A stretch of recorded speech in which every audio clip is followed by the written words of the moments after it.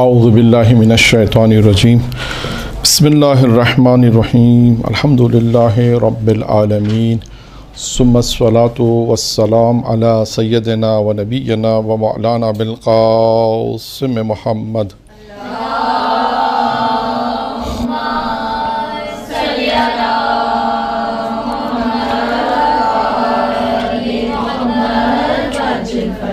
وآل بیتہ الطیبین الطاہرین المعصومین المنتخبین المیامین اما بعد۔ یہ روایت ہے ہمارے چوتھے امام امام زین العابدین علیہ الصلوۃ والسلام۔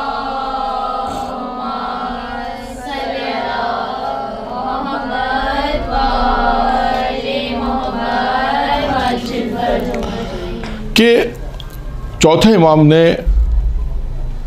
مرنے کے بعد جو سوالات پوچھے جائیں گے اس کو بیان کیا، یعنی انسان جب دنیا سے جائے گا تو اسے کیا پوچھا جائے گا وہ بیان کر دیا۔ وہ روایت میں وہ آ گیا، چوتھے امام نے ان چیزوں کو بیان کر دیا کہ دیکھو تم سے یہ پوچھا جائے گا، میں ابھی بتا دیتا ہوں۔ یعنی مرنے کا اللہ تم سے کیا پوچھے گا، میں ابھی پرچہ، یعنی آپ یہ کہیں آخرت کا پرچہ آؤٹ کر دیا، پرچہ لیک ہو گیا۔ اس کو آسان زبان میں ہم یہی کہہ سکتے ہیں کہ کوئی یہ نہ کہے کہ بھائی مولا ہمیں تو جب فرشتہ پوچھے گا تو وہ یہ نہ کہے کہ ہمیں تو نہیں معلوم تھا کہ بھائی اللہ ہم تو یہ بھی پوچھا جائے گا، ہمیں تو یہ نہیں معلوم تھا۔ اب چوتھے امام فرماتے ہیں مرنے کے بعد تم سے 4 سوالات پوچھے جائیں گے۔ ویسے تو بہت سارے، اس روایت میں 4 سوالات ہیں۔ مرنے کے بعد 4 سوالات پوچھے جائیں گے۔ پہلا سوال ہے تمہاری زندگی کے متعلق سوال ہوگا کہ تم نے پوری زندگی کیسے گزاری،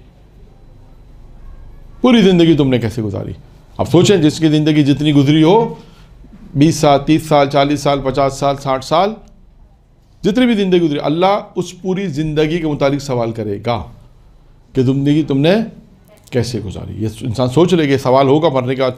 اگر ہم کوئی وقت ضائع کر رہے ہیں، خدا نہ خواستہ کسی ایسے کام میں مصرف کر رہے ہیں جو خدا کی خوشنودی نہیں حاصل ہوتی، تو یہ جواب دینا پڑے گا۔ تو اس سے اندازہ کریں کہ انسان اپنی زندگی کو، تبھی معصومین کی وہ روایتیں بھی آتی ہیں اس کے ذمہ آئیں گی کہ اپنی زندگی اپنی زندگی کو 4 حصوں میں تقسیم کرو، ہے نا۔ ایک حصہ انسان عبادت میں، ایک انسان آرام میں، ایک انسان گھر کے کام کاج میں، مصروفیت میں۔ یہ سب کیوں ہے؟ یہ سب چیزیں اسی لیے مرتب ایک انسان اپنی زندگی کو مرتب کرے، ایک حصہ عبادت میں نکالے، خدا کی عبادت کا وقت نکالے۔ اب آپ سوچیں کہ جس کی زندگی جتنی بڑھ رہی ہے کتنا اس کو حساب دینا پڑے گا۔ خدا کی بارگاہ میں جائیں، پوچھیں گے، پروردگار پوچھیں گے تم نے زندگی کیسے گزاری، چلو بھائی آ جاؤ بھیا۔ اب انسان سوچے گا کہ میں نے زندگی میں کتنے کام کیے، اچھے کام کیے تو انسان مطمئن ہوگا، کچھ تھوڑا بہت مطمئن ہوگا کہ میں نے تو زندگی میں اچھے کام کیے، انشاءاللہ وہ جواب دے گا۔ لیکن اگر خدا نہ خواستہ اگر وہ کام کیے جو اللہ کی خوشنودی نہیں تھی جس میں، تو انسان کو پھر وہاں پہ جواب دینا بھاری پڑے گا۔ تو پہلا سوال کس کا ہوگا؟ انسانی زندگی کا، پوری زندگی ہوتا ہے۔ دوسرا سوال ہوگا، چوتھے امام فرماتے ہیں دوسرا سوال ہوگا تمہاری جوانی کے متعلق، خاص جوانی کے متعلق۔ تم نے اپنی جوانی کس طرح گزاری، کن کاموں میں گزاری۔ تبھی کہا جاتا ہے کہ جوانی کی عبادت جو ہے وہ بڑھاپے کی عبادت سے بہتر ہے۔ پہلے بھی میں نے پچھلے لاسٹ 2 درسوں میں مثالیں دی تھی، اس کی بہت ساری مثالیں آ چکی ہیں۔ تو یہ کہ اب انسان یہ سوچ لے کہ مرنے کے بعد جو سوالات ہوں گے یہ ابھی سے بتا دیے ہیں۔ تو پہلا سوال تمہاری زندگی کے متعلق سوال ہوگا۔ دوسرا سوال تم نے جوانی کس کاموں میں گزاری۔ تیسرا سوال تم نے مال کہاں سے حاصل کیا اور کہاں پر کیا۔ یہ دیکھیں تیسری روایت ہے جس میں مال کا ذکر آیا ہے۔ قدرتی آپ دیکھیں آج جو روایتیں آ رہی ہیں اس میں تکرار ہو رہی ہے، کسی اور جیسے۔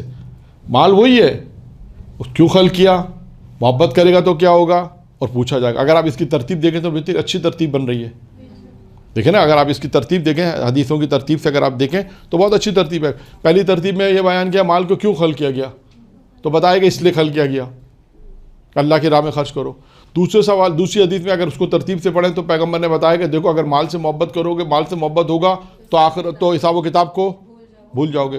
پھر اس روایت کو دیکھیں، اس میں کیا فرمایا، چوتھے امام نے فرمایا کہ دیکھو مرنے کا تم سے اس مال کے متعلق پوچھا جائے گا، یعنی تم نے مال کہاں سے کمایا، کہاں خرچ کیا۔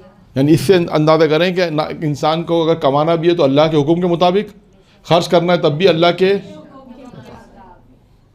اب آپ سوچیں اپنی زندگی میں ذرا ہم توجہ کریں کہ ہم اگر اپنی زندگی میں جو بھی خرچ کرتے ہیں، اپنی زندگی میں جو بھی ہمارے فنکشنز ہوتے ہیں، اس میں ہم جو خرچ کرتے ہیں ضائع تو کرتے ہیں، اس کا حساب دینا پڑے گا.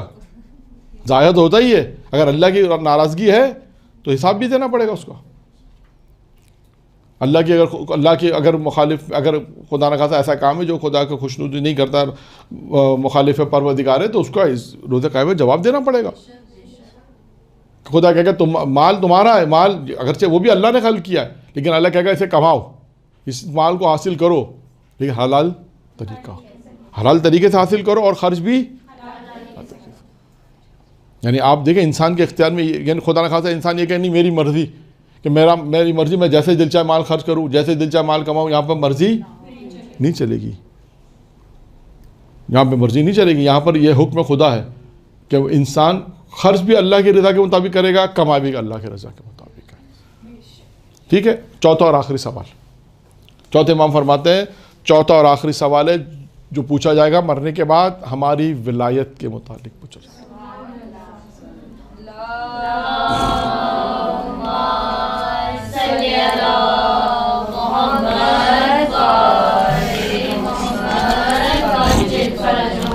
چار سوالات ہیں جو مرنے کے بعد پوچھے جائیں گے. یہ چار سوالات بہت مختصر میں نے آپ کے سامنے بیان کیے ہیں. آپ اس کی تشریح آپ خود تلاش کریں.